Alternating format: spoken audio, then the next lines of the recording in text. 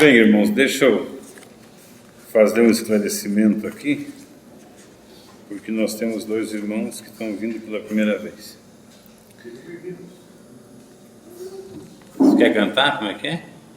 Visitante, seja Não me esqueceu, né? Nós estamos fazendo um estudo, irmãos, exegético, né? A gente não está escrevendo, dissertando, está só lendo, mas é com as mesmas regras da hermenêutica e da exegese, que exige que você obedeça a regra gramatical, que você se atenha ao texto, ao contexto histórico, enfim. E a base desse nosso estudo são alguns conceitos, né, que precisa ter bem claro para poder não confundir ao invés de ajudar.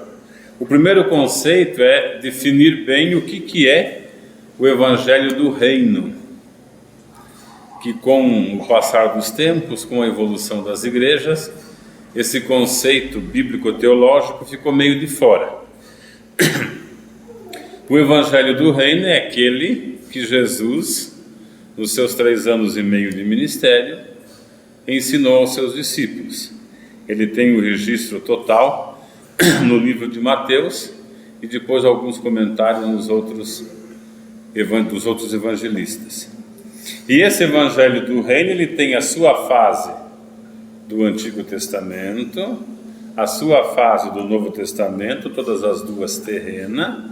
A do Antigo cumpriu-se, a do Novo se está cumprindo, porque nós participamos desse reino. E ele não tem, depois que ele foi instituído por Jesus, com a vinda do Senhor, ele não tem mais fim. Ele vai só mudar de fase, que vai para a fase celeste, que é eterna, onde nós estaremos com o Senhor. Diante de todo esse estudo, digamos assim, que é um pouquinho camuflado, por causa dos moldes da igreja hoje, nós temos como base o texto de Mateus 24, onde Jesus recebe dos seus discípulos 3 perguntas. Uma que se refere à destruição do templo em Jerusalém, o outro que se refere à sua vinda, né? E outra que se refere aos sinais do fim. E ele faz ali a resposta das 3 perguntas na sequência. Ele começa a falar isso até o versículo 35, ele fala da destruição do templo de Jerusalém, que deu-se em 70 depois de Cristo, e fala dos sinais que aconteceriam na humanidade precedendo a sua vinda. Mas não fala a terceira pergunta, que é como vai ser, quando vai ser. Ele dá uma resposta clara, dizendo que ninguém sabe o dia nem a hora, a não ser o Pai. E diz que não há sinais, porque vai ser como os dias de Noé, onde todos casavam e davam-se em casamento, ninguém se preocupava. Ele faz uma comparação com o relâmpago que sai do Oriente, vem para o Ocidente, é rápido, né? E faz a comparação do ladrão, que se o dono de casa soubesse quando viria o ladrão, vigiaria e não deixaria roubar. Então, considerando esses textos básicos, né, porque eles são os textos que introduzem e sustentam a nova aliança.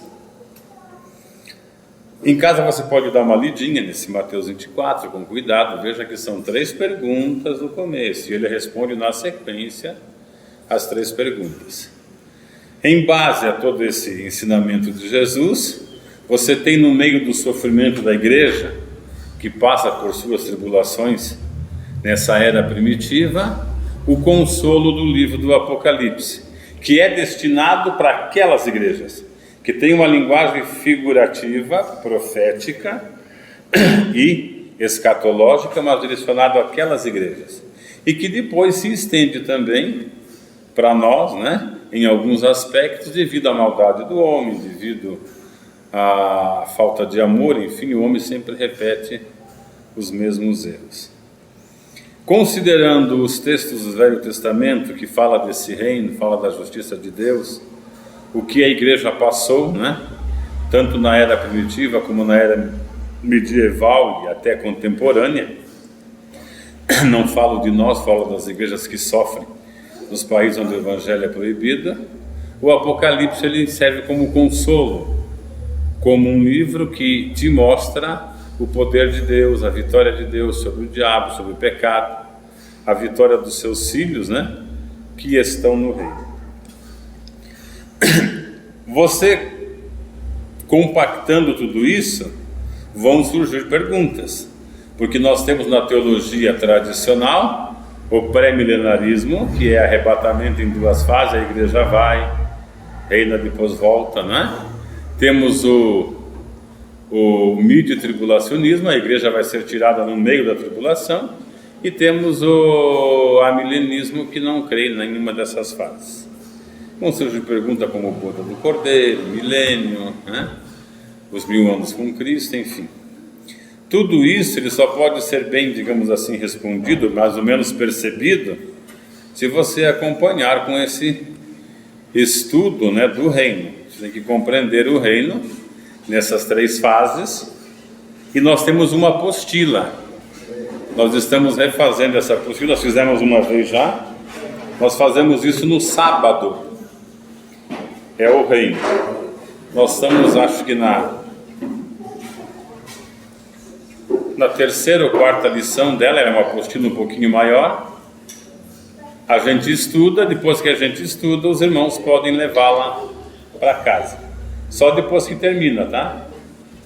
Mas aí para o reino você teria que ter essa apostila. Se você puder continuar, depois você deixa o nome, a gente faz uma apostila para você. Ela não é assim totalmente autodidática, você precisa ler o texto e conferir o texto bíblico, né? Para você ter uma ideia daquilo que pode ser interpretado. A outra regrinha é o seguinte: nós estamos fazendo menção da língua portuguesa e estamos respeitando o nosso conteúdo. Porque geralmente você tem desculpa de pastores ou teólogos que no grego significa isso, isso e isso. Mas daí fica difícil, né? Porque se você, para se converter, precisa saber grego, aí nós estamos perdidos. O que nós vamos fazer? Eu, se olhar umas letrinhas lá, eu leio, mas só leio. Então, mas isso daqui no hebraico, que não, tudo bem. Você precisa crer, fazer uso, fazer menção, acreditar, se basear no que foi traduzido em língua portuguesa. E a língua portuguesa tem suas regras específicas. Então, se o texto é passado. Se é presente, é presente. Se é um passado imperfeito, é diferente de um passado perfeito. O passado imperfeito diz que a ação se repetia no passado. O passado perfeito diz que a ação aconteceu uma vez e acabou, né? O passado mais que perfeito joga essa ação para trás de um outro passado, e assim vai. E tudo isso precisa ser respeitado, para quando contarem para nós histórias da carochinha, a gente não acreditar. Eu sempre digo para os irmãos, quando nós aceitamos Jesus, eu não sei vocês, eu falo por mim e por alguns que eu conheço, nós viemos de um mundo terrível, de amargura, de tristeza, de sofrimento.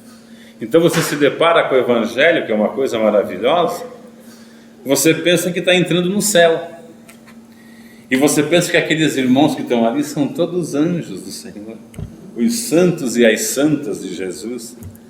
Aí você começa a caminhar com eles, né? De vez em quando você vê que uns anjinhos daquele, de repente a auréola, né, vira outra mão, você diz, não, é assim mesmo, e vai. Tá, tudo bem. E você acaba, né, tendo uma noção bíblica do quê? Daquilo que se prega no púlpito, dos versículos soltos, né, das frases preparadas, até de versículos que não existem, né? No mundo tereis aflição, mas tende de bom ânimo, porque eu venci o mundo e vós vencereis. Esse vós vencereis não existe, Jesus nunca falou isso. Então, tende de bom ânimo, porque eu venci o mundo. E assim são vários os versículos. Não cai uma folha da árvore se Deus não quiser. Esse versículo é do Alcorão, não é da Bíblia. E assim por diante, né? Aí depois, quando você se depara com um texto desse e vê que não é bem assim como se está fazendo hoje, você fica meio chateado, sabe? Você precisa paciência, precisa resignação, porque dependendo do caso, né, não são todos, mas alguns entram, desanimam, diz, puxa vida. Você veja bem, uma coisa que a igreja não sabe, né? Até 1830, essa doutrina pentecostal que nós temos hoje não existia. Eu quero fazer uma nota aqui. Eu nasci de igreja pentecostal, eu sou pentecostal, não tenho nada contra os pentecostais, a não ser aqueles que exageram.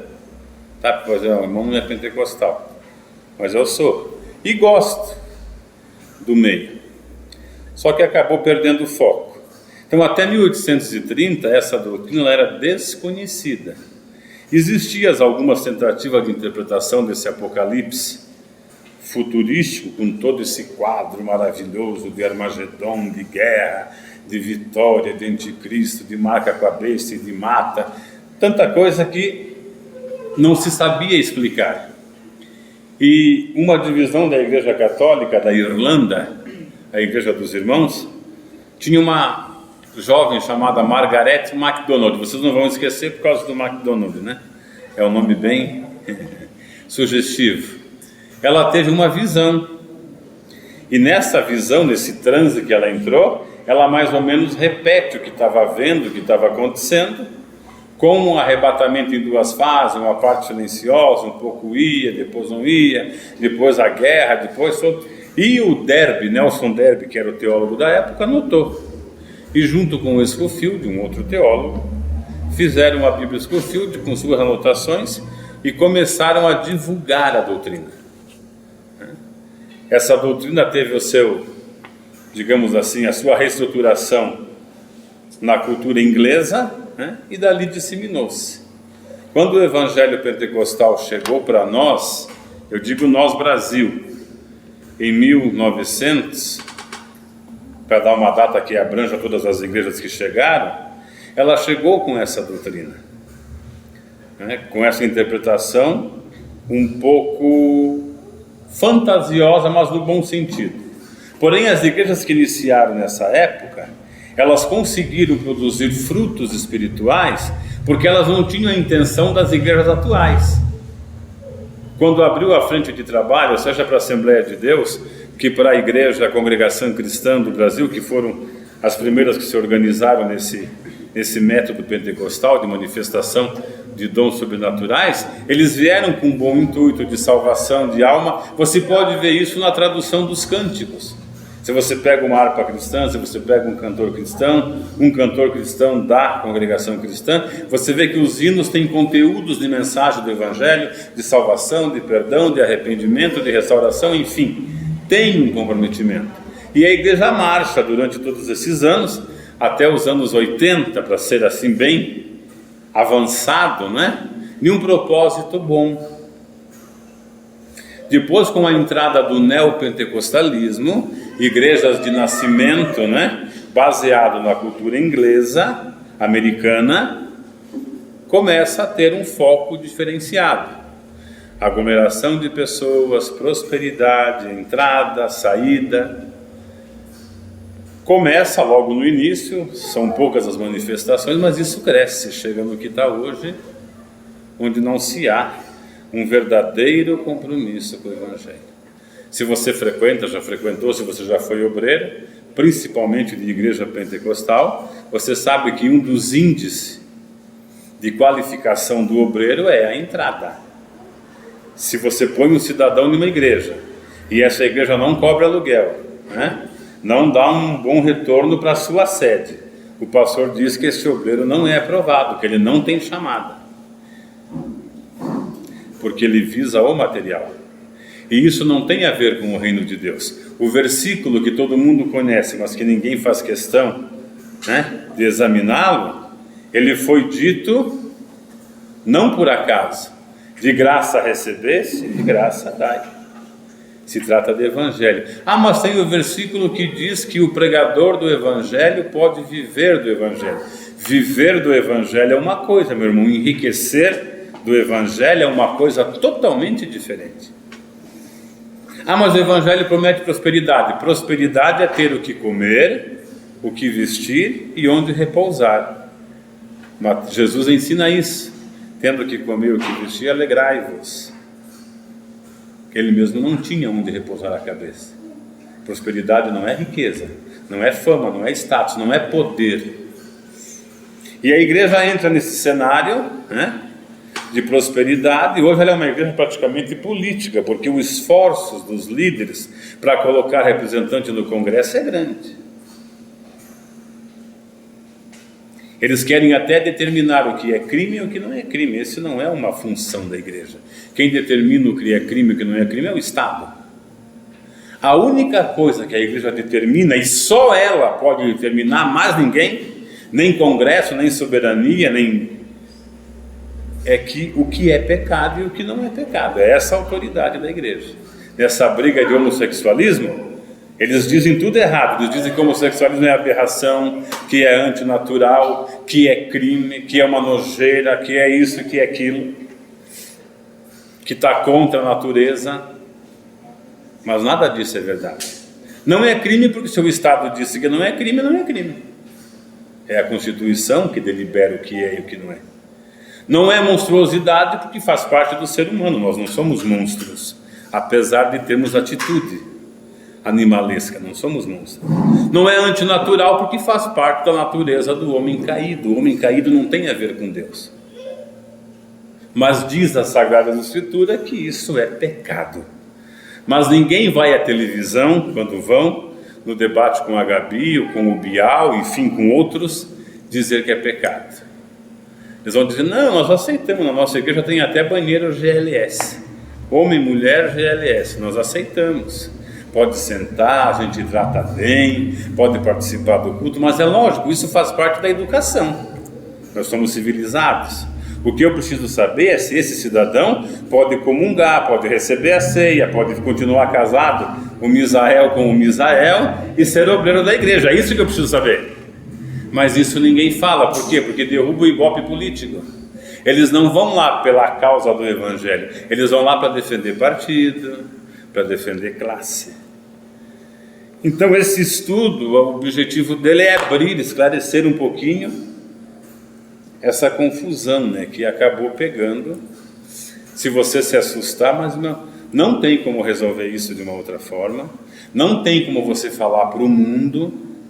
Não tem como você impor em algumas igrejas, porque no ponto que nós chegamos, se você for a pedra de tropeço fatal para determinada denominação, não tenha dúvida que a diretoria manda te matar, como fazem os bandidos quando querem resolver os problemas da máfia ou de grupos delinquentes. Eles farão isso tranquilamente. Nós temos registro na história, temos caso verídico, atual, de igrejas que vocês conhecem, né? Igrejas fortes no Brasil, que tem os seus cangaceiros lá. Vai lá e mexe com o pastor desse, vê se ele não manda. Primeiro te amarrar e te dar uma surra. Depois, se você insistir, ele te põe no pelourinho. Então perdeu-se o foco. Hoje abre uma igreja por amor às almas, será? Se é por amor às almas, não pode envolver dinheiro. Se envolver dinheiro, porque o dinheiro ele faz parte, precisa ser envolvido de uma forma geral. Aqui entra R$1 milhão por mês. A comunidade deve usufruir desse 1 milhão. Entra 1 milhão, deve ser colocado à disposição dos pobres, né? Primeiro os domésticos na fé e depois quem precisa. Não tem que enriquecer pastor, você vê que é uma panelinha, o que comanda é a diretoria que usufrui. Quando usufrui? Porque geralmente, quando é de cunho pentecostal, quem manda é o pastor, é monopólio. Criam impérios, fazem impérios, né? E o Evangelho não tem a ver com isso. O Evangelho é simplicidade. Eu sempre uso esse púlpito para mostrar o que faz, né? Isso daqui é uma coisa sem necessidade. Eu só estou aqui apoiado nessa mesa porque eu acho da minha condição física. Eu queria estar no meio de vocês. Porque o fato de ser pastor, de ser presbítero, de ser diácono, isso não diferencia ninguém para Deus. Tem para Deus valor quem tem a função de diácono, quem tem a função de pastor, de quem é membro? Não, o valor é o mesmo, porque o sangue derramado foi o mesmo, o preço foi o mesmo. Isso daqui é psicológico. Eu subo aqui, fico no púlpito, eu já me mostro maior, mais sábio, mais inteligente, mais espiritual. Mesmo que eu não diga, eu imponho isso na plateia. O pastor vai falar. E Jesus dá uns ensinamentos bem claros quando ele chega, que vê o povo de Israel organizado em fariseus, saduceus, zelotes, todo aquele povo. Ele diz, olha, eles gostam de sentar nas cadeiras, de aparecer, de ter chefe, de comandar, mas entre vocês, ele diz isso para os discípulos, não vai ser assim, vocês são irmãos, a ninguém chameis por pai, não queiram ser mestres. Ele vai ensinando, mas são ensinamentos tão profundos do Evangelho que a gente não percebe. A gente acha que é submisso, a gente acha que para receber uma bênção eu preciso chegar ali e pedir para o pastor colocar a mão na minha cabeça, orar por mim e terminar a bênção. Irmão, você é rei e sacerdote do mesmo reino que o tal do pastor é. Quando fomos salvos em Cristo, nós fomos salvos pelo mesmo preço, na mesma condição. É verdade que quem mais busca recebe, mas nem por isso ele pode ser mediador entre Deus e homem. Não estou dizendo que não devamos orar uns pelos outros, é aconselhamento bíblico, repartir as nossas aflições, por isso a reunião, por isso a confraternização, pedir oração, cantar um hino, dar um testemunho, participar da Santa Ceia, congregar no mesmo nível todos para glorificar a Deus. Orar uns pelos outros, Tiago ensina isso, mas não é uma dependência. Quando você é chamado para o Evangelho, você recebe Jesus, você professa-o publicamente por meio do batismo e crê na pessoa, você está ordenado por Ele a pregar o Evangelho. Ide por todo mundo, ensinai, batizai. Você não precisa de deliberação de homens ou de formação acadêmica para fazer tal serviço. Você precisa aprender a palavra, receber de Deus sabedoria, quem tiver falta, peça que Ele dá, e fazer a obra. Então nós entramos no sistema. Há 20 dias, talvez mais, há 40 dias, o padre Fábio esteve no debate com a Gabi. E a Gabi foi apertando por causa dos escândalos, por causa das proibições, por causa da popularidade papal, por causa da renúncia do Bento XVI e assim por diante. E foi colocando o padre numa saia justa, e ele chegou a falar a verdade. Ele disse, mas Gabi, eu tenho que te dizer uma coisa. Jesus nunca quis igreja. Quando ele falou isso, eu falei para minha esposa, senta aqui e ouve comigo, porque ela fala que eu sou meio radical. Ouve comigo para você ver a verdade. Eu não sei se ele vai ter coragem de concluir, mas ele disse que o que Jesus não queria era igreja. Aí ela falou, mas como assim? Ele falou, o Evangelho é universal. Jesus não queria domínio de um sobre o outro, ele queria amor, ele queria que reconhecêssemos a fraternidade, a paternidade de Deus e vivêssemos como irmãos, na fraternidade do cristianismo. Ela falou, mas por que igreja então? Ele falou, porque foi a única coisa que nós conseguimos dar para ele. Aí ela deixa no ar, será que ele vai receber então no final? Aí você pode dizer, não, mas Jesus falou, eis a minha igreja. Ele fala para Pedro, tu és a minha igreja, e de pessoas como você, de homens como você, eu edificarei a igreja sobre a qual nenhum poder maligno poderá vencer.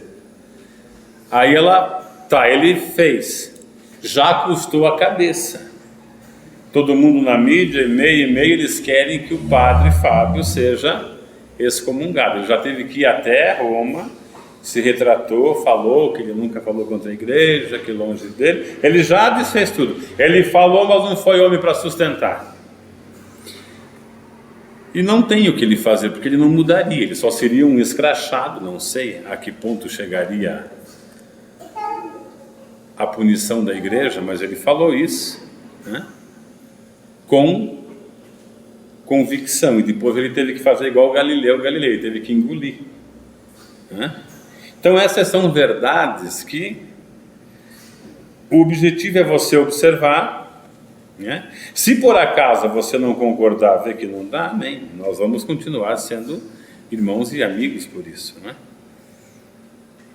Mas se você fizer bastante atenção, você vai descobrir que tudo aquilo que Jesus falou nunca foi em vão. Ele diz: o meu povo padece, a Bíblia diz: o meu povo padece por falta de sabedoria. Não fala fé, porque fé o povo tem demais, tanto é que o povo procura. Ele diz: por se multiplicar a iniquidade, o amor de muitos esfriará. E a gente prega que vai haver um reavivamento. Não haverá reavivamento. Haverá uma decadência espiritual. E ele diz: quando o Filho do Homem voltar porventura, vocês podem completar esse versículo, não podem? Haverá fé na terra. Será que ele falou isso de bobeira? Deu lá uns piripaque em Jesus? Ele não tinha o que falar e falou isso? Não. Ele falou prevendo, porque a multiplicação da iniquidade é constante. Você diz: mas irmão, nós temos um aumento na estatística missionária. Temos, mas não é um aumento real. Essa pergunta foi colocada por um pastor no programa Na Moral, diante de ateu, diante de um pai de santo e diante de um padre. A resposta do padre foi o seguinte, a pergunta era essa: padre, o senhor não se preocupa com o crescimento dos evangélicos? Ele disse: não, porque eu prefiro eles um bom evangélico do que um mau católico. Quer dizer, não respondeu. Aí perguntaram para o ateu: e vocês, não se preocupam com o crescimento do cristianismo? O ateu categoricamente respondeu. O pastor quase teve um infarto, mas o ateu falou a verdade. Ele disse: não, porque o crescimento que nós temos não é genuíno. As pessoas que acorrem às igrejas e que aumentam o número do suposto cristianismo pregado e aceitado são pessoas que vão por interesse. Porque se prega, se faz uma troca de bem-estar, de status, de felicidade, de benefícios. Então as pessoas vão em busca do benefício. Os ateus são em números menores, mas são ateus decididos. São ateus franqueados. Ele fala uma verdade. A procura que você tem hoje é por benefícios. Tanto é que quando vem uma luta, eu não sei se ficam não, hein? E esse evangelho, irmão, observe, os hinos antigos, veja as traduções dos hinos originais, se tem alguma coisa que promete vitória material na proporção que está sendo ensinado aqui. A igreja, isso também foi esquecido, a igreja é a igreja militante e não igreja triunfante ainda. O que significa uma igreja militante? Uma igreja que está no campo de batalha, agredindo e sendo agredida. Nesse campo de batalha, é normal que haja perdas de soldados, fisicamente, porque lutaram até a morte. Isso é glorioso para o reino de Deus. A igreja triunfante que se prega hoje, crente, aceita Jesus, que você não vai ficar doente, se você mora na favela, vai morar em um palácio, anda de bicicleta, vai andar de Mercedes, você vai prosperar, o diabo não pode com você, a tua família toda vai ser salva, você não vai ter mais problema. Essa igreja triunfante é só quando nós estivermos na glória. Por isso, de Jesus, no mundo tereis aflição, mas tendo bom ânimo, porque eu venci. Se fizeram isso com o madeiro verde, que dirá com o seco? Então, todo esse evangelho ensinado, vivido pela igreja primitiva, pregado com versículos separados do seu contexto, traz esse evangelho, que é o outro evangelho do qual Paulo nos adverte que não o aceitássemos. Um exemplo bem clássico: tudo posso naquele que me fortalece.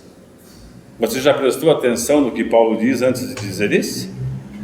Sei passar fome, sei passar frio, sei estar nu, sei passar pela tribulação, sei agradecer quando tenho que comer, sei agradecer quando não tem, sei suportar as minhas dores, porque tudo eu posso naquele que me fortalece. Crente não fica doente, doença é sinal de pecado, é um laço do diabo, porque Jesus disse, Isaías 53, ele levou sobre si as nossas enfermidades e sobre as suas pisaduras nós fomos sarados. Então, ou a Bíblia está mentindo ou não existe crente. Você conhece algum ser humano que não tenha ficado doente? Tem uns que têm mais saúde, menos saúde, isso é pessoal, mas todos ficaram doentes. Se esse versículo se refere à doença física, ou a Bíblia mentiu, ou não existe crente. Porque olha a categoria da afirmação. Ele levou sobre si todas as nossas enfermidades, e pelas suas pisaduras nós fomos sarados. O que João diz quando anuncia o Cristo Redentor no Evangelho, na Nova Aliança? Eis o Cordeiro de Deus. Não a doença, não o sofrimento, não a tribulação, porque isso faz parte do homem caído. A natureza está em declínio por causa do pecado, e como nós vivemos aqui, suportamos essas afrontas como bom soldado de Cristo. É porque o lencinho de Paulo curava, mas ele tinha vários obreiros doentes. Ele fala de Epafrodito, ele fala de tantos, um que quase morreu pelo Evangelho. Ele mesmo diz que chegou aos Gálatas com uma grande enfermidade. Quando ele aconselha Timóteo, ele não diz: Timóteo, eu repreendo a tua enfermidade. Ele diz: Timóteo, toma um pouquinho de vinho com água lá por causa das tuas constantes enfermidades. Ele não orou para Deus curar Timóteo. Então você veja que o Evangelho é claro. A confusão que se fez foi feita por segundos interesses. Eu prometo bem-estar, aí tem toda uma reação positiva, já faz parte da psicologia, da autossugestão, onde alguns conseguem alguns benefícios. Isso seria autoajuda. Hoje, em alguns púlpitos, você vê se pregar autoajuda. E a palavra de Deus não é autoajuda, mas é uma palavra que transforma, que liberta o pecador, que impõe no coração do pecador a certeza de salvação, a ponto de a morte não causar a ele medo. É por isso que Paulo diz: onde está, ó morte, a tua vitória? É por isso que ele diz: o viver para mim é ganho, o morrer é Cristo. Se vivemos, vivemos com Ele. Se morremos, para Ele morremos. De sorte que morramos ou vivamos, somos dele. Esse é o Evangelho genuíno, que se perdeu. Aí eu imponho costumes, eu repreendo pela aparência, eu julgo pela aparência, não é? Eu mando as minhas profetadas, eu faço ameaças, né, de perdas. O pastor é bem habilitado nisso. Você está em pecado, você tem que orar mais, tem que dar mais oferta, tem que vir mais para a igreja, tem que participar das campanhas, senão o diabo vai destruir a tua vida. Cuidado com o teu filho, ele pode tocar no teu filho. Irmão, Deus não é vingativo. Tem crente, eu sempre repito, eu vou repetir de novo, tem crente que tem medo de oração contrária. Irmão, de onde é que tiraram isso? Pelo amor de Deus, porque Deus é único. Ouve, ó Israel, o Senhor teu Deus é um só, não há outro. Porque se tem oração contrária, ou Deus é cara de pau, ou existe dois.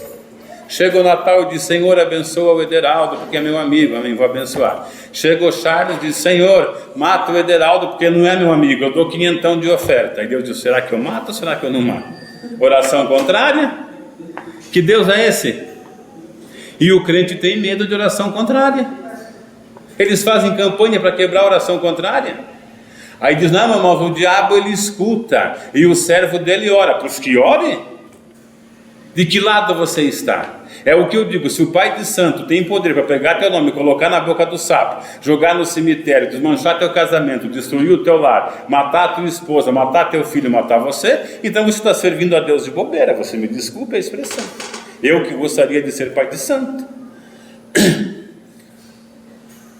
Passa a ver um despacho: o sangue de Jesus tem poder. Irmão, já me arrepiou tudo aqui, ó. Fala: mas irmão, o que é isso, meu irmão? Só aquele negocinho já te arrepiou? Eles têm medo. Por quê? Porque foi colocado aquela dependência. Vem para fazer campanha. Ah, você vê lá o irmão: oh, irmão, Deus te usa, você canta bonito. É, irmão, eu pago o preço. Agora eu te pergunto: que preço é esse, meu irmão, que você paga? Se o teu preço não vale nada. O preço foi pago por Cristo no Calvário. O preço foi aquele único, que foi o único que libertou. Agora você diz que paga o preço? Que preço? Você não tem que pagar nada. Porque diz Isaías que a nossa justiça são como o trapo de imundícia. E diz as palavras de Deus que se fizermos tudo que for mandado, seremos servo inútil porque faremos somente o que foi mandado. Então criou-se aí uma mistificação tão grande que o Evangelho hoje não é puro. Fora as intrigas, né? Aquela coisa de você vencer. Você não consegue amar teu irmão. Nós temos aqui um exemplo. A irmã estava pedindo oração agora no começo, não suporta mais viver. É quase da família que ela está falando. A gente que está do lado sabe o que ela sofre. Ela é tratada como uma indigente, sendo dona de tudo, por filhos, por noras, né? São todos crentes maravilhosos. O fogo cai, o fogo desce, a lágrima corre, o sapatinho de fogo, a canela de fogo e tudo. Cadê o Evangelho? Se o Evangelho é amai os vossos inimigos, orai pelos que vos perseguem. Ela é mãe, ela não é uma pessoa estranha. Está aí pedindo misericórdia pela oração, porque não aguenta mais. São chefes de células, são líderes de células, são instrutores da palavra. De que palavra, eu pergunto para você?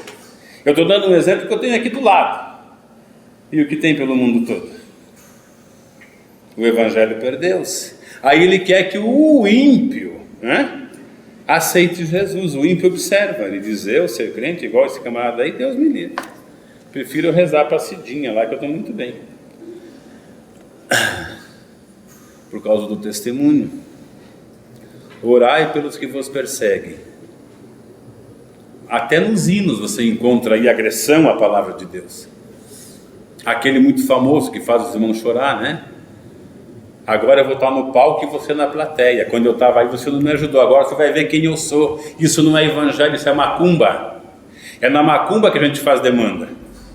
O caboclo contra o preto velho, o Exu contra o outro Exu e assim por diante. No reino de Deus precisa haver paz, amor e fraternidade entre irmãos e entre inimigos, porque você tem que amar o teu inimigo. Foi isso que Jesus disse. Vocês viram o que estava escrito: olho por olho, dente por dente. Eu, porém, vos digo que se bater aqui, você tem que dar essa outra aqui.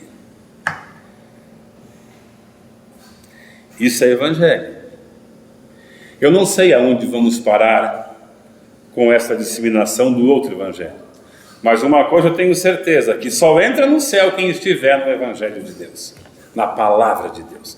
Os outros vão receber aquela sentença ao mesmo tempo estupenda e terrível: mas Senhor, no teu nome nós expulsamos, fizemos campanha, profetizamos, curamos. Ele diz: eu sei, só que eu não conheço vocês, eu nunca vos conheci. Isso ele não vai falar para ímpio, porque ímpio não mexe com essas coisas. Quem mexe com essas coisas somos nós, que somos os bons, né? Curamos, determinamos, expulsamos, repreendemos, amarramos, desmanchamos. Mas não vamos conseguir entrar no reino não, hein? Não vamos conseguir entrar no reino não. Fora desse caminho não há salvação. Quando Jesus veio, tinha fariseu, saduceu muito bem organizado. Tinha os zelotes, tinha os publicanos, cada um com a sua teoria. Ele olhou e disse: nenhum desses serve. Eu sou o caminho, a verdade e a vida. Ninguém vem ao Pai senão por mim. Por isso o mataram. Porque não tinha como. Como que não? Nós somos fariseus. Nós estamos baseados na lei de Moisés, o legislador de Israel. Moisés recebeu a lei da mão de Deus, direto de Deus. Ele disse: pois é, mas não serve. Eu vim revelar Deus a vocês. Ele diz: vocês estudam a Bíblia Sagrada, porque vocês acreditam que nela está a vida eterna. E na verdade são elas que de mim testificam. E agora eu estou aqui diante de vocês, e vocês não aceitam a minha palavra. Mas fiquem sabendo que se vocês não acreditarem que eu sou, vocês morrerão nos vossos pecados. E a igreja crê que os judeus terão uma segunda chance, porque é o povo escolhido de Deus. Ela crê e prega isso. Jesus disse para eles: o reino está sendo tomado de vocês e vai ser dado a outros. O profeta diz: ele foi achado por quem não era o seu povo, foi procurado por quem não o esperava. Jesus diz: as prostitutas e os salteadores entrarão no céu antes de vocês. Eu sou a porta. Não tem mais Torá, não tem mais sacrifício. É o que João diz quando prega para os judeus: raça de víboras, quem vos ensinou a fugir da ira vindoura? Arrependei-vos e produzi fruto digno de arrependimento. O machado está posto à raiz da árvore, toda árvore que não der fruta vai ser cortada e lançada no fogo. Ele falava com o judeu, o povo que rejeitou a salvação. A decadência de Israel, depois da formação do povo com Abraão, ela chega em Malaquias zerada. Quando chega em Malaquias, a igreja está virada num chapéu velho. Ezequiel reclama de filho que adultera com a mãe, com a madrasta, pai com filha. É uma barbaridade, eles viram os conceitos. Aí Deus se cala por 400 anos, o povo continua a sua história se debatendo sem orientação, e por misericórdia aparece João Batista clamando no deserto: eis o Cordeiro de Deus que tira o pecado do mundo. A igreja começa na sua força, luta contra o império, enquanto luta é fiel, porque não poderia ter crente de mentirinha. Quem fosse crente seria perseguido pelo império, pelo mundo, pelo diabo, teria que viver fugido. Faziam até culto nas catacumbas. Então, quando ele dizia que era crente, ele era crente mesmo. Quando ela faz acordo com o Estado, ela se mistura, o Estado protege, não persegue mais, mas aí eu posso brincar de igreja. Estamos chegando em uma eleição. Boa noite, paz do Senhor. Eu sou o pastor Xavier, pronto para o que der e vier. Vote em mim. Eles fazem isso com a Bíblia do lado. Presta atenção na propaganda eleitoral. Você já está ensaiando? Estou ensaiando já. Eles perderam o compromisso, a vergonha. E a igreja pode. Não temos que ter homem de Deus no Congresso para impedir. Irmão, o que tem que ser, será. A profecia vai se cumprir, role a cabeça de quem rolar. Quando Jesus é apresentado no templo por Simeão, Maria espera uma palavra e ele diz: uma espada transpassará a tua alma. E este menino que hoje nasceu, ele nasceu para o bem de muitos e para a derrota de muitos. Porque quem sobre ele cair é esmagado, e quem nele cair vira pó, diz a palavra de Deus. Mas eles não compreenderam. Eles deixaram de lado esse compromisso de um evangelho de resignação, um evangelho de luta contra o pecado, contra o mundo, e se misturaram. Está aí hoje uma confusão. Você tem crente de todo tipo. Você tem crente adulto, você tem crente ladrão, você tem crente traficante, assaltante, marginal, o que você imaginar tem. Cara de pau. Teve um que veio em rede pública e falou deste jeito, me desculpem a palavra que eu vou usar: eu pesco as minhas almas com bosta. Porque o outro que falava para ele falou assim: escuta, o pão da vida, o evangelho é o pão da vida. Eu falei: eu não sei se é pão da vida, eu pesco as minhas almas com bosta, porque eu dou bosta para o povo comer, e eles gostam. Esse que falou não é um assim, é um assim. Infelizmente ele falou a verdade. Um homem desse tinha que estar atrás das grades, preso. Como vivemos em um país corrupto, onde a injustiça é o sinal, a marca, está tudo igual. A igreja que deveria fazer diferença se mistura com eles agora. A sentença é aquela: não vos conheço, apartai-vos de mim.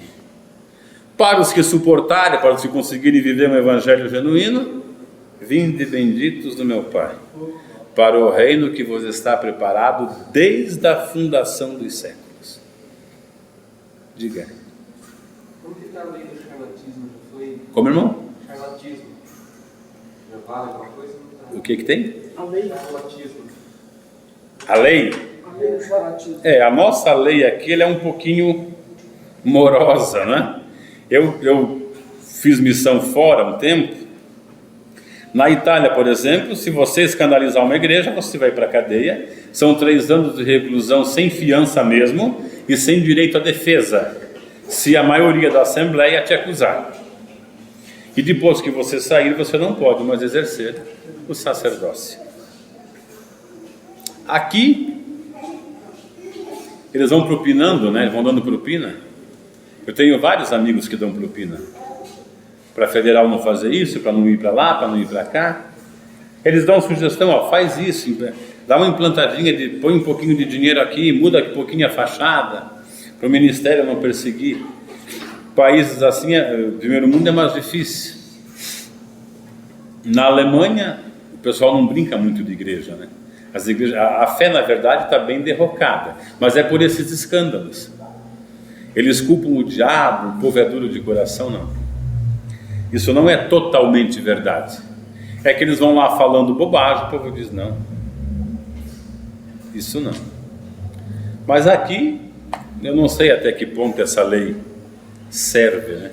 Nós temos o pessoal que rouba diretamente, descaradamente e sai. Então, irmãos, o nosso objetivo é esse, é só esclarecer.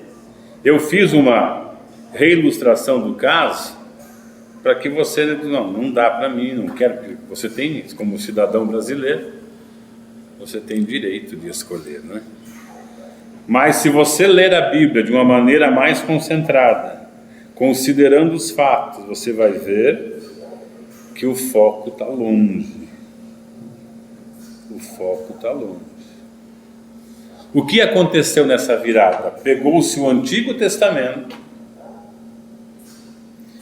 inseriu-se na Nova Aliança, e vocês podem confirmar isso comigo, que todas as pregações, principalmente neopentecostais, são baseadas em fatos do Antigo Testamento.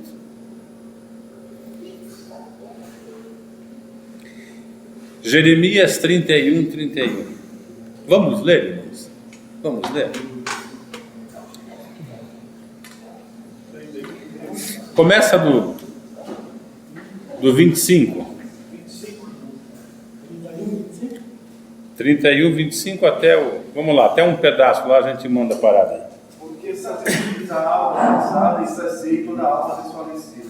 Nisso despertei e olhei, e o meu sono fora doce para mim. Eis que vem dias, diz o Senhor, em que semearei a casa de Israel e a casa de Judá com a semente de homens e de animais. Como velei sobre eles para arrancar, para derribar, para subverter, para destruir e para afligir. Assim velarei sobre eles para edificar e para plantar, diz o Senhor. Naqueles dias já não dirão: os pais comeram uvas verdes e os dentes dos filhos é que engordaram. Cada um, porém, será morto pela sua iniquidade. Se todo homem comer uvas verdes, os dentes se engordarão. Eis que vem dias, diz o Senhor, em que firmarei nova aliança com a casa de Israel e com a casa de Judá. Não conforme a aliança que fiz com seus pais no dia em que os tomei pela mão, para os tirar da terra do Egito, porquanto eles anularam a minha aliança. Não obstante eu os haver despojado, diz o Senhor, porque esta é a aliança que firmarei com a casa de Israel. Uma pausa aí. O que eles fizeram com a aliança que Deus fez com eles? O que eles fizeram, irmãos? Eles invalidaram. O que quer dizer isso, irmão? Que aquela aliança não vale mais, não serve mais. Mas a igreja pega aquela aliança. Para frente, por favor. Porque esta é a aliança que firmarei com a casa de Israel, depois daqueles dias, diz o Senhor. Na mente lhes imprimirei as minhas leis, também no coração as escreverei. Eu serei o seu Deus e eles serão meu povo. Não ensinará jamais cada um ao seu próximo, nem cada um ao seu irmão, dizendo: conhece o Senhor, porque todos me conhecerão, desde o menor até ao maior deles, diz o Senhor. Pois perdoarei as suas iniquidades e os seus pecados jamais me lembrarei. Veja, isso se cumpre. Quando se cumpre no dia de Pentecoste a profecia de Joel, com a implantação do reino. Joel diz que o Espírito de Deus seria derramado sobre toda a carne. No dia do Pentecostes, quando acontece a manifestação miraculosa, no cenáculo onde estavam os discípulos, o Espírito de Deus é dado a todo homem, toda alma sedenta que tinha sede da sua lei, da sua palavra, sem precisar ter contato com o judeu ou com o pregador direto do Evangelho. Nós temos isso bem exemplado, com bastante exemplo, na vida de Cornélio, que era um homem não cristão, não judeu, mas piedoso. Nós temos isso na vida do eunuco, que procurava o religioso Deus, e Deus provê até o translado de Filipe para que pregasse para ele. Ali toda a carne. E você, se você fizer um estudo da palavra de Deus, com aquela sede de uma alma que quer salvação, você encontra salvação sem que ninguém te ensine, porque essa capacitação quem te dá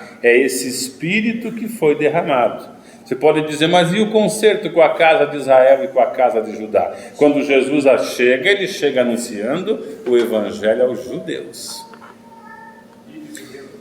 Ele tanto diz àquela mulher que pede para ser curada: eu não posso pegar os pães dos filhos e deitá-los ao cachorrinho. Ela falou, pois é, mas os cachorrinhos também comem. Então ele traz o Evangelho, ele traz essa aliança. Eles rejeitaram. Quando Jesus dá o primeiro ide, quando ele fala, não leve alforje nem bolsa, entre na casa, cumprimente, se receberem tudo bem, se não receberem a paz volta para vocês, sacode o pó e vai embora, porque no dia do juízo eu acerto com eles. Era para judeu essa pregação, eles também rejeitaram. Aí no último ide ele fala, então vai por todo mundo e prega a toda criatura, fazendo discípulo, ensinando e batizando para a salvação. Então tudo isso é esclarecido. Mas como eu disse, a gente vem daquele mundo terrível, chocante, né? É a palavra de Deus, não estou anulando o que aconteceu na minha e na vida de vocês, é aquele contato. Mais atrás, mais antigamente, os compromissos das igrejas eram verdadeiramente alma. Você se alegrava quando tinha alma, não é? Eu lembro quando eu ia visitar os irmãos na minha mocidade, dificilmente eu chegava na casa de um irmão que tinha alguma condição financeira, porque a maioria dos crentes eram pessoas muito necessitadas. Não era porque não tinha bênção de Deus, era porque a situação socioeconômica do país não era como é hoje. Não estamos em uma maravilha, mas já estamos melhor do que já tivemos há muito tempo. Quem acompanha a história sabe disso. Mas os irmãos tinham alegria, tinham felicidade. Às vezes não tinha o que dar para comer, mas a gente orava em volta da mesa, sentia a graça de Deus. Aquele coração era cheio. Chega na casa do irmão, está doente, está em pecado, irmão, não é fiel, não dá o dízimo. Por isso está nessa miséria. O devorador está devorando tudo, já começa a acusar. Nem gosta de fazer visita na casa do pobre, porque diz isso é pecado. Aí diz, a Bíblia diz que o justo não mendiga o pão. Você vê que a velha aliança não tem a ver conosco. Aí Jesus fala para você, numa parábola, do rico e de Lázaro. Quem é que vai para o céu nessa? O rico ou Lázaro? Você conhece a parábola? Quem vai para o céu? O que Lázaro era, irmãos? Mendigo. Quer dizer então que Jesus falou bobagem? Não, ele não falou bobagem. Ele mostrou a luz do Evangelho. Então não temos que arrancar o Velho. Já me disseram isso, arranca o Velho Testamento. Não arranca. O Velho Testamento é para mostrar a fidelidade de Deus, a fé do povo, a provisão de Deus, tudo aquilo que Deus fez, o povo que confiou até o fim, mesmo sofrendo, não é? Como Samuel, que morre de uma gravíssima doença, foi fiel até o final e foi salvo por Deus. Para você ver que não tem a ver bênção de salvação com bênção. Mas Deus não abençoa? Claro que abençoa. Nós estamos aqui porque Ele tem nos abençoado. Eu digo isso com prioridade. Eu estou aqui porque Ele tem me abençoado. Mas a minha esperança é ser salvo. Eu aceitei Jesus para ser salvo do pecado e viver com Ele a eternidade, para que o meu débito fosse pago. Então a nova aliança, ela te traz uma luz. Aí você pega vitórias, né? Começa a ilustrar muito. Irmão, Deus vai fazer com você como fez com Davi. É mentira, irmão, porque em primeiro lugar, você não é Davi. Segundo lugar, os contextos são diferentes. Terceiro lugar, Davi não teve só coisas boas. Ele matou e adulterou também. Ele foi homicida e adúltero por ganância. Irmão, Deus vai fazer com você como fez com fulano. Não. Deus vai fazer com você o que Ele tiver que fazer com você. Porque no dia do juízo Ele não vai dizer, irmão... Como é que chama, irmão? Enilson. Irmão Enilson, por que você não foi como Josué? A resposta do irmão Enilson seria, claro, mas Senhor, eu não sou Josué. Ele vai dizer, Enilson, por que você não foi o Enilson? A quem eu dei o meu Espírito Santo, a quem eu salvei, a quem eu dei graça para fazer a minha obra. Por que você não fez? Não vai ter com Josué, com Davi, com Moisés. A prestação de conta é pessoal. Mas a gente não aprende assim, a gente aprende diferente, entra naquele êxtase e pensa que está abafando. Eu sempre digo, apesar de eles insistirem, né, eu não gosto do título. Eu tenho dificuldade em ver pastor no céu. Tenho dificuldade. Eu falo isso do fundo da minha alma. Porque de todos os que eu conheci, não conheci poucos. Eu só tenho a cara de novo. 99%. Espiritualmente falando, não valia o que comia. Falando de Bíblia, né? Eu tenho dificuldade. Eu creio que lá eu vou ver membros. Porque enquanto você é membro, você é inocente. Você dá o teu dízimo com amor, você dá a tua oferta com amor, com um coração voltado a Deus. E Deus, graças a Deus, te abençoa por isso. Quando você passa a fazer parte da panela, da cúria, a coisa fica difícil, porque ou você entra no esquema ou você é rejeitado. Se você for rejeitado, a ação é a mesma.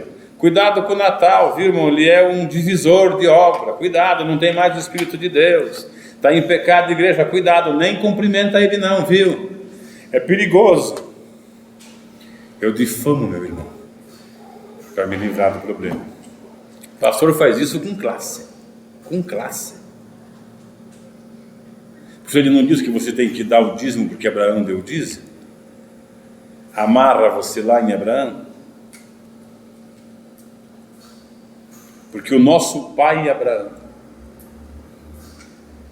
Eu sempre digo, irmão, nós temos que aprender a olhar os homens da Bíblia como homens. O único santo a quem nós devemos dirigir o nosso olhar como santo e a ele se prostrar é o Senhor Jesus Cristo.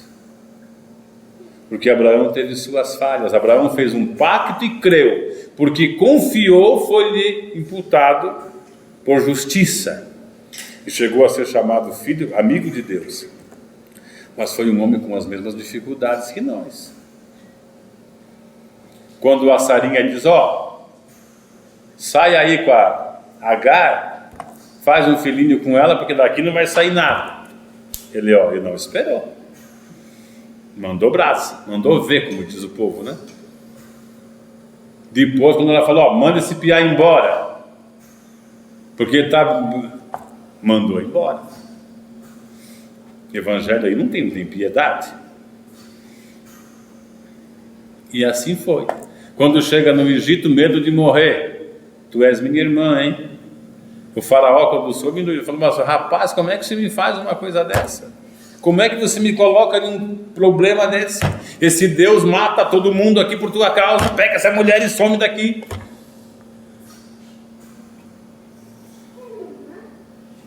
Assim foram todos. Abraão, quando dá o dízimo, não dá dízimo do seu suor. Dá dízimo do que toma do inimigo, dos despojos. Porque ele não pegou nenhum dinheiro para ele.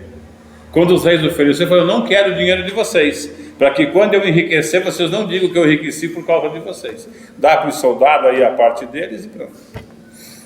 Daquilo foi que ele deu o dízimo, e deu uma única vez.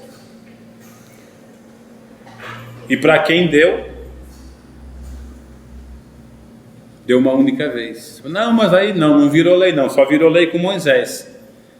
Tanto é que Jacó não sabia que se dava dízimo. Porque se fosse uma coisa que passasse de pai para filho como mandamento, como costume, Jacó saberia que o dízimo era dízimo e não era voto. E quando Jacó faz o voto do dízimo, não faz por motivo material, porque Jacó era rico. Jacó, quando sai da casa de Labão com as duas mulheres para encontrar com o irmão que ele tinha passado para trás, um outro exemplo não amigável à palavra de Deus, né? Ele era rico, tanto é que ele prepara camelos e presente para dar para o irmão. O que ele pede para o anjo é uma bênção familiar. Ele diz, olha, você tem que me abençoar. Estou com medo desse camarada, ele prometeu me matar, eu passei ele para trás. Se você não me abençoar, eu não te solto, eu quero a minha bênção. Agora o povo segura a bênção para ganhar a casa própria. Você pode pedir bênção material para Deus, lógico, tudo o que você necessita. Mas não por isso em valor da tua fé. Determina, irmão. Determina para quem? Quem és tu? Desce na casa do oleiro. Vê o que o oleiro faz com o barro, o vaso. Se viu? Vi. Então fica quietinho no teu cantinho. Quem determina sou eu. Você pode pedir. Aí pedindo. Quando você acertar o pedido, eu te dou. Porque você não sabe pedir. Então tudo isso foi apagado da nossa mente. E a gente tem aquela vitória. Vitória, vitória. Sou melhor, sou maior, posso tudo. Sou de Deus. Eu não sei onde vamos parar. Quer dizer, sei, porque a Bíblia diz, né? Mas não tem muito o que você fazer, não.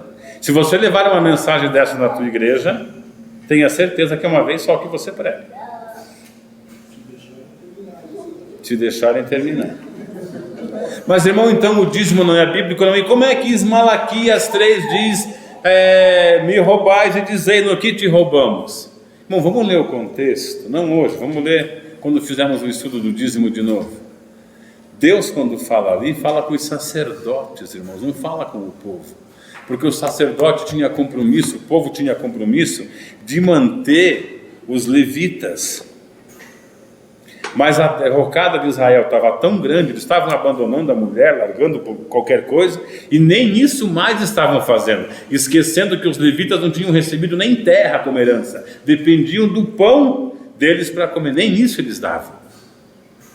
E Deus, quando fala, não fala com o povo, porque o povo que tinha compaixão, o que tinha levava, mas eles não entregavam, eles usufruíam o bem, por isso roubavam a Deus. Você pode ter esse exemplo por você. Quantas vezes você tem te esforçado para dar o teu dízimo? E quantas vezes fulano tem roubado o teu dízimo? Por que roubado? Porque aplica para o benefício de si próprio. E isto não é evangelho, porque evangelho não é comércio, irmão. Quando Paulo pedia as ofertas para os irmãos pobres de Jerusalém. Mas, irmão, a igreja tem dinheiro, tem tanta gente que precisa. Mas daqui da igreja está todo mundo bem, e os que não são da igreja não têm direito ao pão, quer dizer que você troca o pão pela bênção? Você tem que ajudar o teu inimigo. Tudo isso, todos esses valores perderam-se. E o evangelho é isso. É por isso que ele fala, quem tem graça, conhecimento vai ser dado. E quem não tem, até o que parece ter, vai ser tirado. Perdeu-se esse foco. E nessa confusão, cresce o movimento, cresce a disputa, né? As ameaças, porque é uma ameaça. Mas, irmão, eu não posso dar o dízimo se for uma coisa espontânea do teu coração, feita entre você e Deus, pode. Eu não posso exigir isso de você como pastor. E nem posso dizer, o dizimista venha à frente para receber uma oração especial, porque aí eu estou incitando a dar o dízimo. Quem tem oferta de 100, unção com óleo, de 50, só oração, sem unção. Os trocadilhos ficam por aí mesmo, fazem uma oração geral. Irmãos, eles perderam a vergonha, eles perderam o temor, eles perderam o compromisso com a palavra, irmãos. Eles fazem isso e a gente aplaude.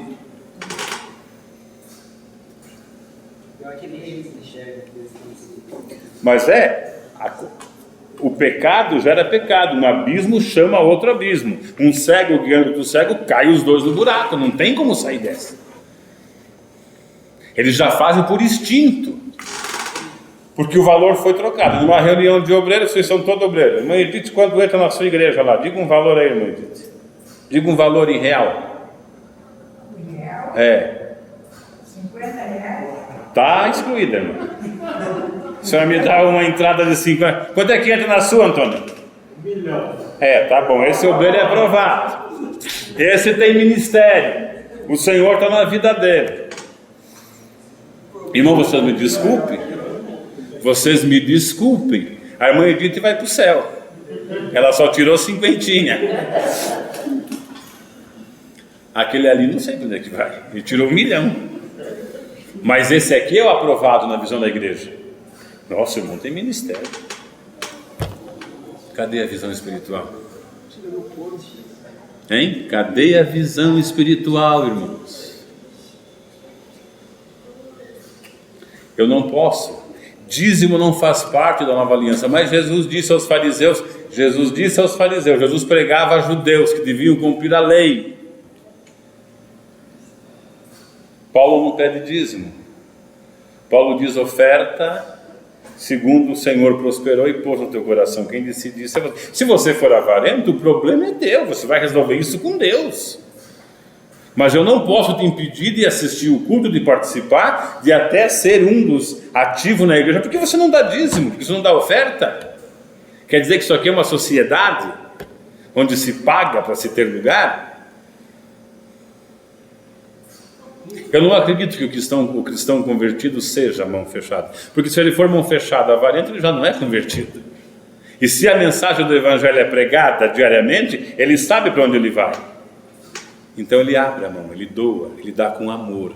É só essa oferta que Deus recebe. Por isso que Jesus chegou lá dentro do gasofilácio, notando quem punha lá.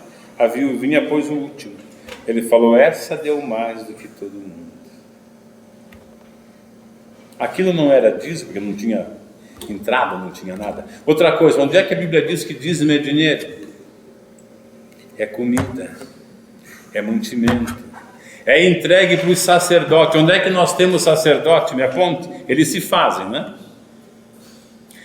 Trazei todos os dízimos à casa do tesouro. Cadê a casa do tesouro? O que era a casa do tesouro? Um armazém onde se armazenava trigo, milho, oliva, o que tinha no Israel para manter a comida dos quem trabalhava no templo.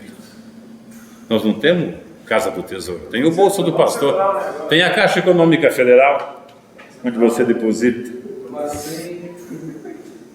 Mas eles usam esses apetrechos. E eles põem maldição. Eu não sei vocês, estão mais novos do que eu, estão nessa época da a vaca quase gorda no Brasil, um pouquinho ainda fora do, né? Tem que dar uma engordada boa. Mas eu cansei de visitar irmãos fiéis no dízimo, que não tinham o que comer. Eles não pagavam, isso é ensinado no púlpito, deixa a luz, deixa a água, porque o anjo não vai permitir, e põe o dízimo, as primícias. É outra mentira. Quando o povo dava dízimo, no gado não tinha primícia. Passava a vara do sacerdote, contava 1, 2, 3, o 9º, o 10º era para dízimo, e 9 era do... Não existia primícia. Então tem toda uma história que relata o que foi o dízimo, o que é o dízimo. Qual o uso desse dízimo? Por que tinha esse dízimo? Mas não, irmão, se você não der, o devorador vai entrar na tua casa. O irmão fica com medo de dar. Eu visitei muitos irmãos assim, ainda temos irmãos assim. E que são fiéis. Ele não compra o remédio da pressão, esperando que Jesus cure, mas o dízimo não. Ainda diz o pastor, você deu um tapa na cara do diabo. É calamitosa a situação, irmãos. Você olhando assim, você vê por que o povo não quer mais. O povo que eu digo, o povo que raciocina, o povo que... E os que querem é porque viram uma brechinha. Não, aqui o negócio dá certo, eu vou investir aqui. Antigamente, quando me diziam, não, irmãos, a igreja tal paga, é teatro, eu dizia, não acredito. Fui fazer missão, irmãos, na Europa. Dei uma rodada boa, com muitos missionários. Não quero me justificar, não quero dizer que eu fui o melhor, não quero dizer que eu fui o bom, que eu fui o santo. Eu não fiz porque eu tinha medo. Eu sou uma pessoa medrosa. Eu não sou uma pessoa corajosa de enfrentar questões, né? Não. E esse medo me salvou. Quando nós estávamos em Milão, precisávamos mandar uma foto de pessoas sendo convertidas em Milão. Se não mandar, está reprovado o ministério. Eu não ganhava da obra, eu fui como tradutor. Mas o pastor que me liderava e todos os missionários ungidos aqui no Brasil, que eram homens de fogo, todos eles ganhavam. Falei, irmão, vamos fazer o seguinte, a gente pega e tem um dinheiro aí extra, a gente paga esses peruanos, estava cheio de peruano lá, paga esses gringos aí, para eles darem uma... E aí você vai orando, vai segurando aí, eu vou expulsando, eles vão caindo, você vai tirando foto, nós mandamos para lá e tá. Eu falei, eu estou fora dessa, eu não vou entrar nessa não. Eles fizeram e mandaram. Quando chegou aqui, a igreja pegou fogo, chorou, se alegrou. Tudo mentira. Eu estou contando para você só evangelização, sem mexer com caixa de igreja, com missão. Essa história de missão, irmão, cuidado com caixa de missão. Cuidado com isso. Cuidado. Não é fácil. Por isso que eu sempre digo, irmãos, olha quem você vai convidar para vir aqui. Cuidado, porque a pessoa se escandaliza. Mas nós estamos num jogo de vida ou morte. Você nunca percebeu que tem coisa que é demais? Você nunca pensou naquele versículo, né? Tomai sobre vós. Como é que é o versículo?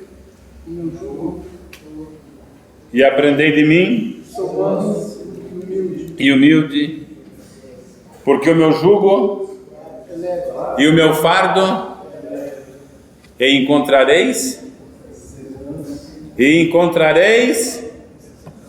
descanso.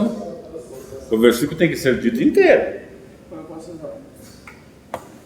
Você diz, poxa vida, que jugo leve é esse? Você está preso. Paulo diz, por que você não aceitou Jesus, não foi liberto do mundo do pecado? Por que você permite que os homens dizem, não pegue, não toque, não olhe, não faça, não veja, não isso, daquilo? Você é livre em Cristo. Você precisa ter uma vida no padrão do Evangelho, é verdade. Senão você vai para o inferno. Não há outro caminho. Mas você é uma pessoa livre. Por isso ele disse, o Filho do Homem vos libertar, verdadeiramente sereis livres. E tudo isso foi destruído. E nós entramos naquele curral e ali ficamos. Que Deus tenha misericórdia, né? Vamos no nosso pedacinho da sexta trombeta? Alguém lê? Por favor. O sexto anjo tocou a trombeta e eu ouvi uma voz procedente dos 4 anjos do altar de ouro que se encontra na presença de Deus. Ele anuncia a mensagem da sexta trombeta. É o mesmo altar que encontramos no 7º selo, o altar do incenso que pertence ao Santo dos Santos. As trombetas são respostas divinas às orações dos santos. A voz procede dos ângulos ou chifres do altar.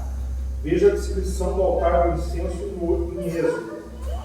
Dizendo ao sexto anjo, o mesmo que tem a trombeta, solta os 4 anjos que se encontram atados junto ao grande rio Eufrates. A voz do altar manda o anjo que acabou de tocar a trombeta a agir. A destruição da 5ª trombeta veio de dentro. A sexta anuncia castigo que veio de fora. O rio Eufrates, de onde vieram antigos inimigos de Israel e Judá, representa a força militar de um poder invasor usado por Deus como instrumento de castigo. Eis que o Senhor fará vir sobre eles as águas do Eufrates, fortes e impetuosas, isto é, o rei da Síria, com toda a sua glória, águas que encherão o leito dos rios e transbordarão por todas as suas ribanceiras. Penetrarão em Judá, inundando-o, e passando por ele, chegarão até o pescoço. Os versículos subsequentes apoiam essa interpretação, mostrando a ideia de um ataque militar. Se o poder perseguidor que afligia os cristãos na Ásia foi o Império Romano, o castigo aqui seria um ataque contra o mesmo Império. Deus tem poder para usar a força militar de uma nação para castigar outra, como ele tem feito muitas vezes ao longo da história. Alguns comentaristas procuram identificar aqui um exército como uma nação específica, especialmente olhando para países da região do Eufrates. Parece mais coerente entender o significado simbólico do Eufrates em relação à força militar e o castigo divino, sem tentar identificar certos países invasores. Veja, aqui nós temos aquele quadro, né? O nosso saudoso Vimalgo, criador do Chamada da Meia-Noite, de descendência judia, né? Pregou muito sobre isso, fez muitas profecias. Hoje, se fosse vivo, não sei como é que ele explicaria a maioria, não é? Mas nessa ação do homem de autodestruição, ela tem o controle de Deus, ela não tem a intervenção direta de Deus. Não é Deus que vai fazer entrar na cabeça dos alemães que eles têm que matar os judeus, porque os judeus foram rebeldes à palavra dada no Sinai. Não. Foram as consequências dos próprios atos do homem que desencadearam aquela famigerada destruição. Tem um plano do diabo em tudo isso? Tem. Como tem também o plano de Deus. O plano de Deus para a salvação, ele está estabelecido. Deus, quando decide criar o homem, sabe da sua fraqueza, sabe da sua renúncia, sabe da sua queda, sabe do filho que tem que ser dado. Diz Apocalipse que o Cordeiro morreu antes da fundação do mundo. Não foi há 2000 anos. Antes da fundação do mundo. Para garantir a predestinação da salvação para todos aqueles que crescem no seu nome. Predestinação para aqueles que creem, não apontado, você crê, você não crê, como dizem alguns. Então, nesse plano, Deus já prevê tudo. Nós não fomos um acaso do erro de Deus. Nós temos a redenção em Cristo porque Ele nos amou primeiro. Sabendo da queda, sabendo também que no meio desses rebeldes que provocariam a queda, estariam aqueles que, mesmo sofrendo de coração, gostariam de servi-lo, tê-lo como Deus superior, como Deus supremo que é. Por isso ele permite que a história do homem seja criada e dê continuidade até o seu fim. Porque se Deus desse um clique em um determinado botão e fizesse todo mundo santo, ele teria adoração, mas ele saberia que aquela adoração estava vindo dele mesmo. O Natal me corteja porque eu banco 500 mil todo mês na conta dele. Ele tem que me tratar bem. Deus não queria assim. Deus queria assim. Eles sofreram, tiveram oportunidade de procurar o melhor do pecado, da carne, mas mesmo sofrendo, eles creram que eu estou aqui. E eles quiseram pertencer a mim. Esse eu quero para mim. Esses são os salvos. Esse plano de Deus, ele vai se cumprir no seu arco de tempo. E ninguém vai impedir isso. Ninguém rouba a tua salvação, hein? Mas cuidado, você pode destruí-la. O diabo não pode roubar você de Deus, mas você pode destruir. Por que o diabo não pode? Porque se você tem o Espírito de Deus, você é mais do que vencedor. O que isso significa? Você é homem o suficiente para rejeitar o pecado. Parece lá um violão e tenta você. Como o homem, né, atração de corpos opostos, né? Você adultera. Ah, não estou bem com a minha esposa não liga para mim, eu já estou na laje há 3 anos. Nada disso justifica. A sua esposa pode ser o Saci Pererê, mas a tua santidade diante de Deus é pessoal. eu não estou bem com ela, o negócio está feio, eu estou com vontade, mas eu não posso porque eu sou filho de Deus. Senhor, tem misericórdia, me ajude, eu não quero pecar contra ti. Isso é santidade. Não, você não me deu bola, eu fui com a outra. Foi? Vai de uma vez. Para você, porque você não tem valor para Deus espiritual. Quando você foge do pecado, é o que Deus diz para o diabo. Você viu, Satanás, meu servo Jó? Justo, honesto, bom se dizia do mal. O diabo na lata, fala, mas também o homem tem tudo, é fazenda, é boa, tira tudo, vai. Jó firme. Toca na carne dele, toca, só não toca na alma porque essa me pertence, toca na carne. Jó não entendia, mas dizia, nu eu vim, nu eu vou, bendito seja o nome do Senhor. Deus deu, Deus tirou. Jó 15, ainda que ele me mate, nele eu esperarei. São esses que Deus procura. Outros para Deus não interessa. Isso é evangelho, foi isso que Jesus veio ensinar. Então nessa hora, esse plano de Deus resume tudo. Os salvos são os salvos. Eles se esforçaram, eles sofreram, eles padeceram, guardaram a minha palavra. Então eu também os guardarei. Deus tem compromisso com esses irmãos. E se nós quisermos entrar no céu, se nós não estamos aqui para fazer uma campanha de estudo, para aumentar os clientes, para trocar o carro velho pelo novo, para não ter gripe nesse inverno que vem, não pegar pneumonia, nós estamos no caminho errado. Aí você vai no Frischmann, toma uma vacina contra a pneumonia, acho que funciona melhor. Faz um investimento, vai na caixa, empresta dinheiro, compra. Só cuidado, se você não pagar, a caixa toma, viu? Aqui a gente busca salvação. A gente busca a misericórdia de Deus para conseguirmos entrar no lar celestial. Esse plano estava determinado. E nessa guerra, Deus certifica a sua igreja que Ele combaterá por ela até o final e ela será vitoriosa. Mais um pedacinho. Foram então soltos os 4 anjos que se achavam preparados para a hora, por dia, o mesmo ano, para que matassem a terça parte dos homens. O 6º anjo obedeceu à ordem da voz e soltou os 4 anjos. Como instrumentos de Deus, os anjos estavam preparados para o momento exato determinado pelo Senhor. Esta trombeta responde às orações dos santos, mas somente quando Deus manda. Não vos compete conhecer tempos ou épocas que o Pai reservou pela sua exclusiva autoridade. Atos 1:7. Os anjos são soltos para castigar os perseguidores quando Deus determina. Para que matassem a terça parte dos homens, pragas que afetam a terça parte são típicas das trombetas.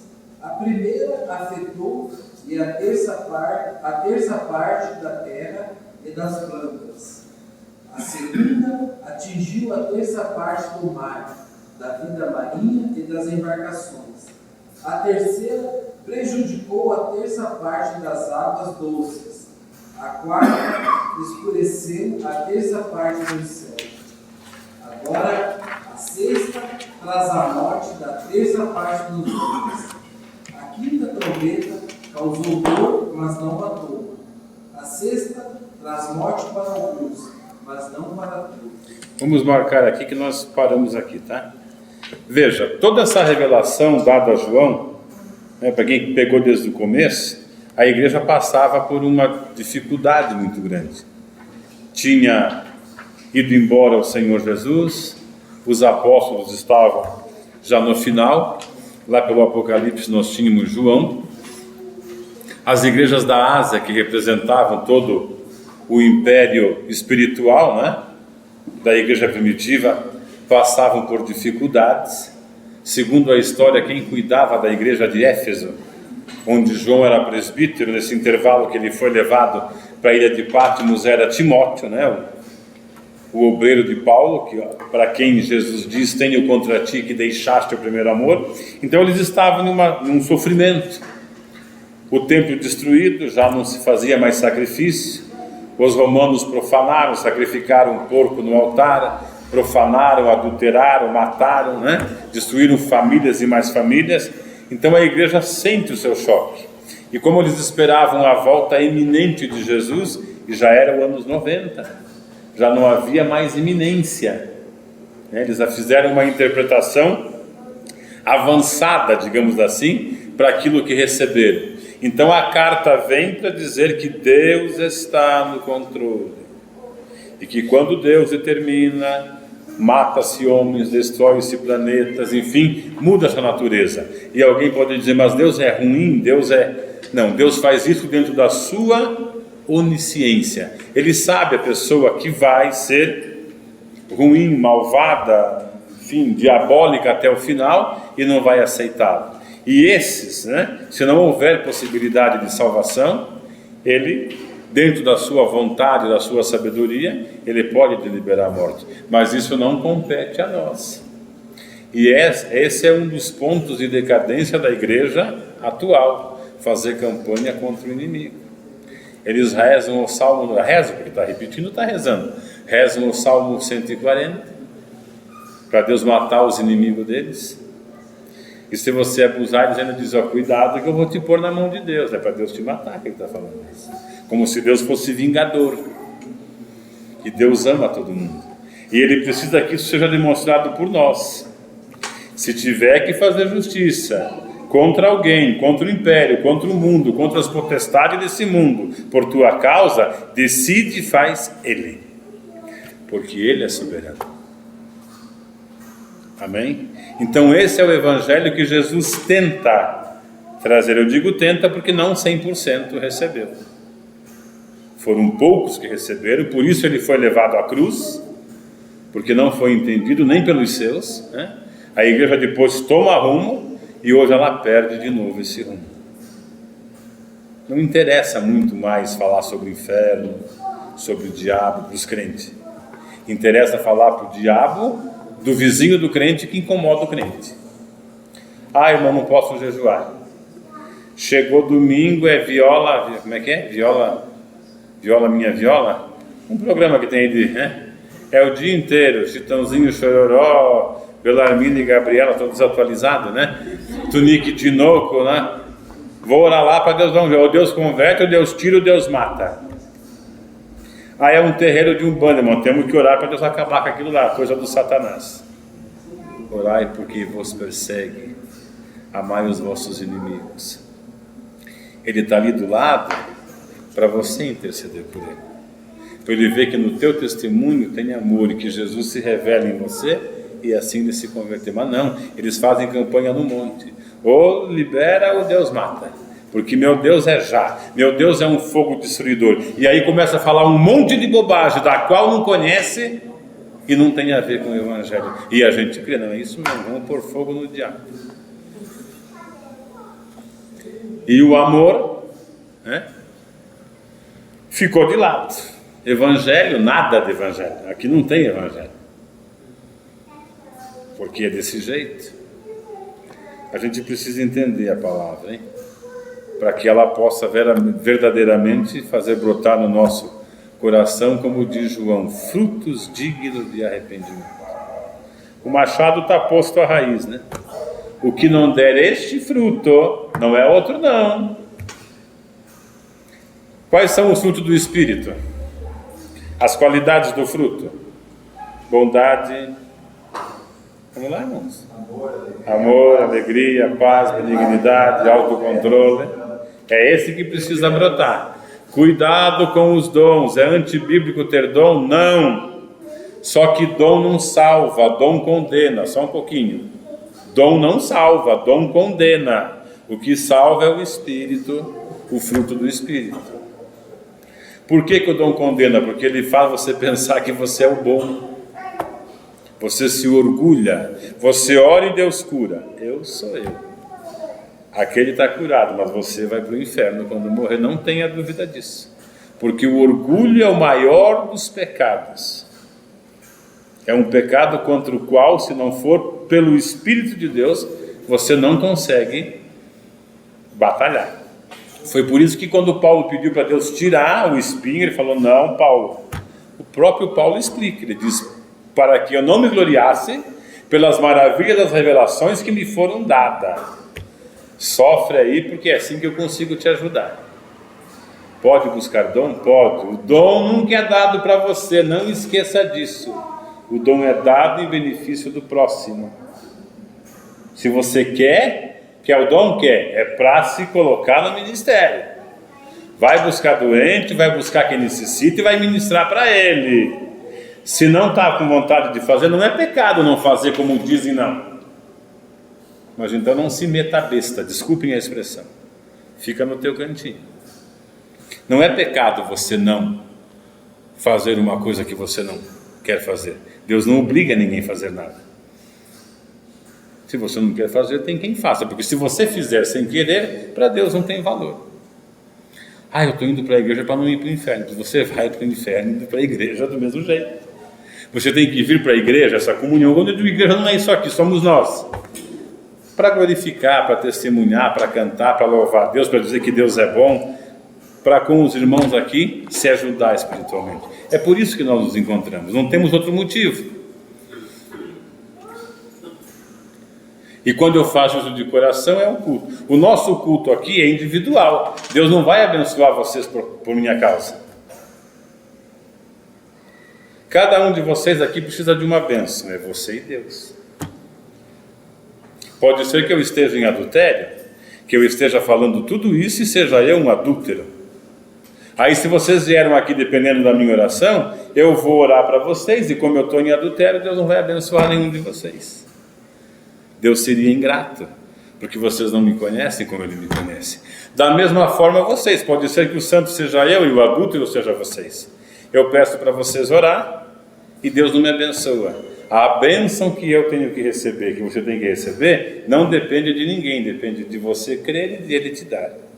Não é do que quer e do que corre, mas é de todo aquele de quem o Senhor se compadece. É bíblico, irmão, eu não estou inventando isso. Não é do que quer nem do que o que corre atrás, mas de todo aquele de quem o Senhor se compadece. Não que você não deva fazer, mas para deixar claro que depende dele. Porque se você recebe bênção porque vem à igreja 7 dias por semana numa campanha, é porque você pagou um preço. Se você pagou um preço, você não recebeu de graça. Se você não recebeu de graça, não é mais graça. É favor, troca de favor. E com Deus não existe barganha. Você recebeu porque você pagou 7 dias de oração. Essa graça é de graça. Se não for graça, você não pode ser alcançado por ela, porque você não merece, como eu também não mereço. A partir do momento que deixa de ser graça, não compete a nós. Porque o preço pago na cruz foi muito caro. Toda a humanidade não recolocaria o preço pago na cruz. Então ela é dada segundo a misericórdia. E como é que se obtém então, irmão Ederaldo? Crendo na promessa e vivendo a palavra em temor e tremor diante de Deus. Amando o próximo, os inimigos, procurando se desviar do mal, entendendo que é errado e se esforçando para cada dia abandonar. Até ontem eu xingava, hoje eu vou procurar não xingar mais. Amanhã quero ver se xingo menos ainda. Isso precisa partir de mim. Deus vai me dando força e graça e sabedoria, e quando vê, eu estou glorificando Ele diante de toda a situação. Isso é evangelho. Fora disso é o outro evangelho, que não compete a nós. Alguém, por favor, ora. Diga, Mauro. Diga. Sim. Eu já li vários livros técnicos, difíceis de entender. Mas você lê e entende. Agora, a Bíblia é mais difícil de se entender. Mas é difícil, irmão, por causa daquilo que eu disse no começo. Porque nós, quando começamos a estudar a Bíblia, nós vimos do pecado, do mundo aterrorizado, e todas aquelas maravilhas, diabo, inferno, vitória, graça, aquilo enche a gente, e a gente não se atém a ter a Bíblia como um livro de uma revelação de uma obra gloriosa de Deus. É por isso que eu digo, precisa entender o que foi o reino para Israel, como isso começou, como isso terminou, qual que é o propósito de Deus salvar, né? Nós temos que fazer, como a gente aprende assim salteado, a gente não consegue entender as palavras. Aí você tem hoje, aqui no Brasil, você tem opção: Bíblias mais traduzida ou daí um trabalho árduo de dicionário, né? Mas temos em que tipo? Quem não está me entendendo agora, quem não está me entendendo sou eu.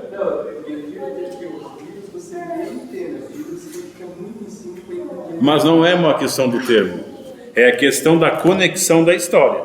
Veja só, Deus chama Abraão. De onde que Deus chama Abraão? Abraão era um judeu, todo mundo vai dizer isso. Abraão não era judeu, irmão. Abraão era de Ur dos Caldeus, se vivesse hoje seria um iraquiano. Babilônia. Não existia judeus quando o judeu, não, Abraão é o pai do judaísmo. Quem foi que disse para você? Está escrito, não está escrito, não, senhor. Abraão recebe, ele vivia em uma nação, o pai era fabricante de ídolo, idólatra. Talvez por isso ele não cresça de ter ídolo, quem faz é meu pai. Quando Deus se revela, ele diz, eu confio, eu creio. E começa a andar com Deus.